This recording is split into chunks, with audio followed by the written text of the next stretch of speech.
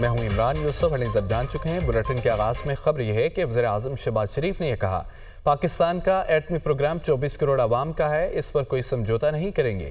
دفاعی نظام جارحیت نہیں دفاع کے لیے ہے. نیشنل ڈیفنس کمپلیکس اور دیگر اداروں پر پابندی کا کوئی جواز نہیں ہے. پاکستان کے خلاف مذموم سازشیں کامیاب نہیں ہونے دیں گے. یقین ہے دونوں مذاکراتی کمیٹیاں ایسا حل نکالیں گی جو پاکستان کے بہترین مفاد میں ہوگا. مذاکرات کا مقصد یہی ہے, ذاتی مفادات کو قومی مفادات کے تابع کریں. وہ کابینہ اجلاس میں گفتگو کر رہے تھے. پاکستان کا نیوکلیر نہ یہ میرا ہے نہ یہ کابینہ کے آنریبل ممبرز کا ہے, یہ پاکستان کے 24 کروڑ عوام کا یہ پروگرام ہے. یہ تو 100% پاکستان کے ڈیفنس میں it is just deterrence, nothing else.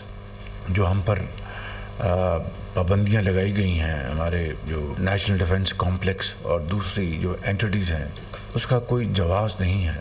چند ماہ سے ٹیررسٹ اٹیکس جو ہیں وہ بڑھ گئے تھے, اس کا مقابلہ کیا جا رہا ہے, اور جب تک کہ اس کا دوبارہ سر نہیں کچلا جاتا ہم چین سے نہیں بیٹھیں گے.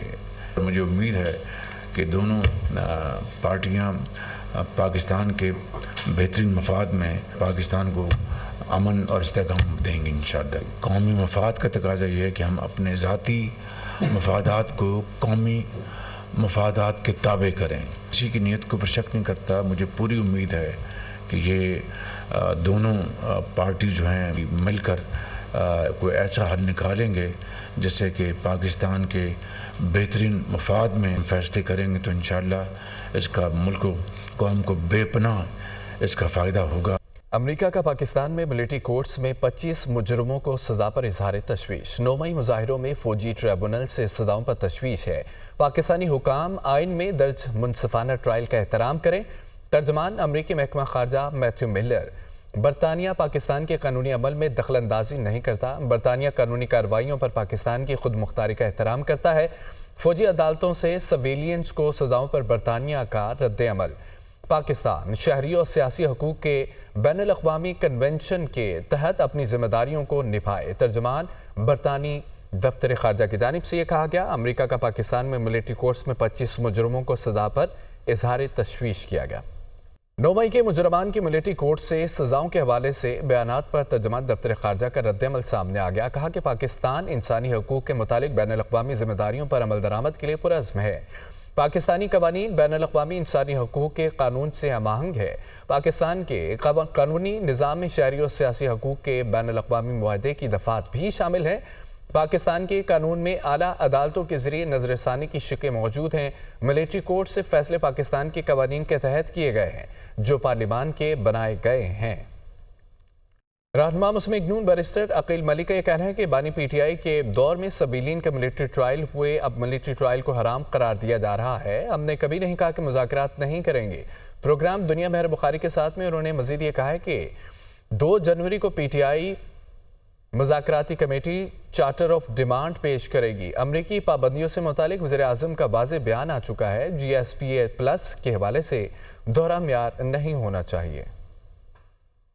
ای یو یا یو کے یا یو ایس اب ملٹری کورٹس کے حوالے سے کوئی تشویش ظاہر کر رہا ہے, تو that's certainly in accordance with the law and the constitution, because the law of the land and the constitution provides and permits کہ سویلینس کا ٹرائل ملٹری کورٹس میں ہو. اسی طرح آپ نے عمران خان صاحب کا اپنے انٹرو میں بھی کہا کہ عمران خان صاحب کے اپنے دور حکومت میں ملٹری جو ٹرائل ہوئے یا ملٹری کورٹس میں جو ٹرائل ہوئے جن لوگوں کے, وہ آپ کو بھی پتہ ہے.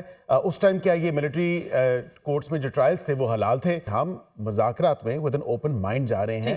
ہم نے کبھی بھی نہیں کہا کہ مذاکرات کے عمل میں ہم نہیں بیٹھیں گے یا اس میں حصہ نہیں لیں گے.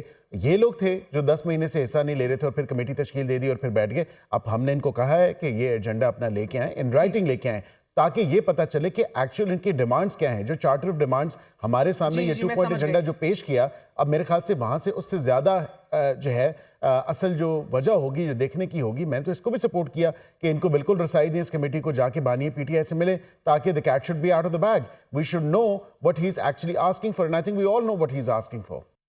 आज़रबाईजान के आला सतही दिफाई वफ्द का एयर हेडक्वार्टर्स का दौरा। आज़रबाईजान के नायब वज़ीर दिफा की क़यादत में वफ्द की एयर चीफ से मुलाकात हुई है। बाहमी और पेशा वराना अमूर पर तबादला ख्याल किया गया।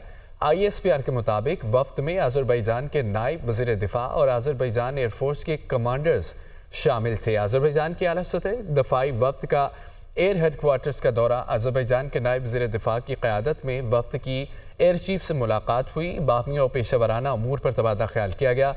ISPR के मुताबिक वफ्द में आज़रबाईजान के नायब वज़ीर दिफा और आज़रबाईजान एयरफोर्स के कमांडर शामिल हुए।